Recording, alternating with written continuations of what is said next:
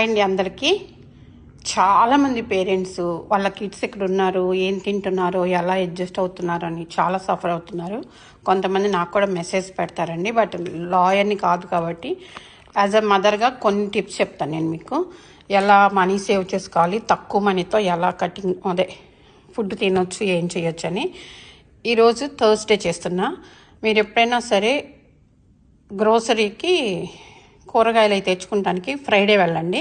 Friday 5 గంటల నుంచి Sunday night వరకు సేల్ నడుస్తుంది. అలా అప్పుడు మీరు క్యాబేజీ ఎప్పుడు ఉంటుంది సేల్లోనే. మనకి దొండకాయలు, బెండకాయలు అవన్నీ సేల్లో ఉన్నప్పుడు తెచ్చుకొని ఎక్కువ తెచ్చుకుంటే ఇలా కట్ చేసుకొని దాచిపెట్టుకోండి.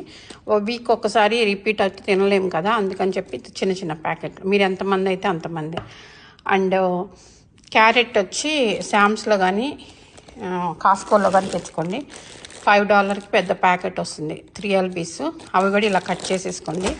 క్యాబేజీ నేను లాస్ట్ వీక్ ఏం తెచ్చానంటే ఇంకోటి అట్లా మిస్ అయింది. ఇది చూసారా, క్యాబేజీ వచ్చి $1.12 పడింది. టిండూరా అంటే దొండకాయ సేల్లో ఉన్నప్పుడు కొంటే $6 అయింది. దాన్ని 3గా విభజించాను. ఇది వచ్చి పచ్చడికి అట్లా డివైడ్ చేసుకోండి.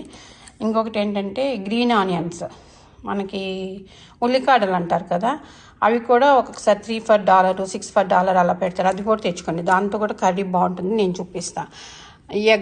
ఎగ్స్ కూడా కాస్కోలో తెచ్చుకోండి. చికెన్ మనం ఒకరోజు పప్పు వండుకుంటాం, ఒకరోజు సాంబార్ వండుకుంటాం కాబట్టి ఆల్ 5 days ఏదో ఒకటి తక్కువలో చేసేసుకోవచ్చు. అందుకని చెప్పి చూపిస్తున్నానండి. బడ్జెట్ని మనం ప్లాన్ చేసుకోవచ్చు. మనమేం పసులు ఉండకాల ఇండియా నుంచి పైగా మనము పికిల్స్ అయితే తెచ్చుకుంటాం కాబట్టి సర్వైవ్ అవ్వచ్చండి. కాస్త పొదుపు పాటించుకుంటే హ్యాపీగా ఉండొచ్చు. నేను ఎలా వంట చేయాలో ఫ్యూచర్లో చూపిస్తాను మీకు, ఏమేమి వంటలు చేయొచ్చు. క్యారెట్ని కొన్ని కట్ చేశాను, కొన్ని తురిమాను. ఇది మీకు టైం లేదనుకోండి, క్యాబేజీ క్యారెట్ అలా వేసేసి ఏమంటాం ఫ్రైడ్ ఫ్రైడ్ రైస్ అలా చేసుకోవచ్చు.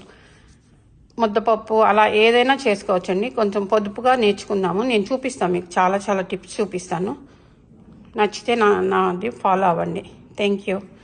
ధైర్యంగా ఉండండి. ఇల్లీగల్ జాబ్ చేయొద్దు అంటున్నారు కాబట్టి చేయకుండా ఇలా ఉన్న దాంట్లో అడ్జస్ట్ అయ్యి ఏదో ఒకటి తినేసి బతికేద్దాం అనుకోవచ్చు. బతికేద్దామంటే దీనికే మైరాగం అని. నేను కూడా బడ్జెట్ ఫ్రెండ్లీలో మీకు ఏ కూరలు తినగలరో అవే చేసి చూపిస్తాను. ఇప్పుడు సిచ్యువేషన్ ఇలా ఉన్నంత వరకు ఫాలో మీ.